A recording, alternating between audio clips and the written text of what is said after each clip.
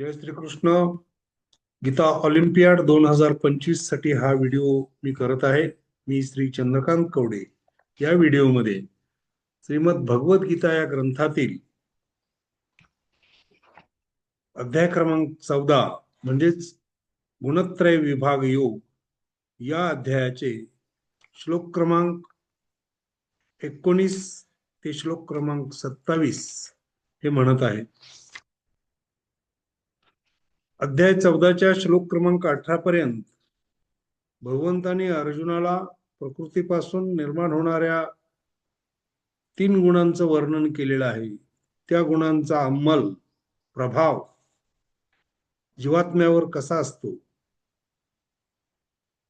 एखादा जीवात्मा कोणत्या गुणांनी प्रभावित आहे ते ओळखायचं कसं, त्या गुणांनी प्रभावित असताना जर त्याचा मृत्यू झाला तर त्याची गती काय होते, या बाबतीतलं सगळं वर्णन 18व्या श्लोकापर्यंत भगवंतांनी सांगितलेलं आहे.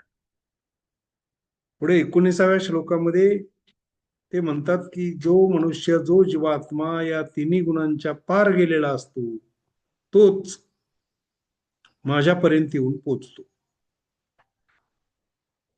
पुढे अर्जुन प्रश्न विचारतो की तिन्ही गुणांच्या पार गेलेला, गुणातीत असलेला मनुष्य ओळखायचा कसा, त्याची काय लक्षणं असतात. आणि या प्रश्नाच्या उत्तरात पुढचे श्लोक म्हणजे श्लोक क्रमांक 22 ते 27 भगवंत म्हणत आहेत. आपण सुरुवात करूया. नान्यं गुणेभ्यः कर्तारं यदा दृष्टानुपश्यति गुणेभ्यश्च परं वेत्ति मद्भावं सोऽधिगच्छति गुणानेतानतीत्यत्रीन् देही देहसमुद्भवान् जन्म मृत्युजरा दुःखैर्विमुक्तो मृतमश्नुते. अर्जुन उवाच कैर्लिङ्गैः स्त्रीन् गुणानेतानतीतो भवति प्रभो किमाचारः कथैचैतांस् स्त्रीन् गुणानतिवर्तते. श्रीभगवानुवाच प्रकाशञ्च प्रवृत्तिञ्च मोहमेव च पाण्डव न द्वेष्टि सम्प्रवृत्तानि न निवृत्तानि काङ्क्षति.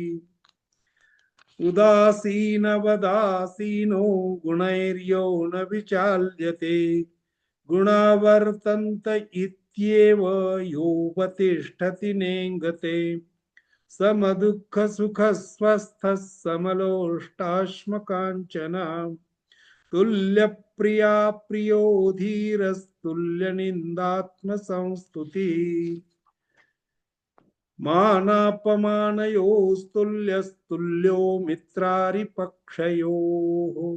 सर्वारंभ परित्यागी गुणातीतः स उच्यते.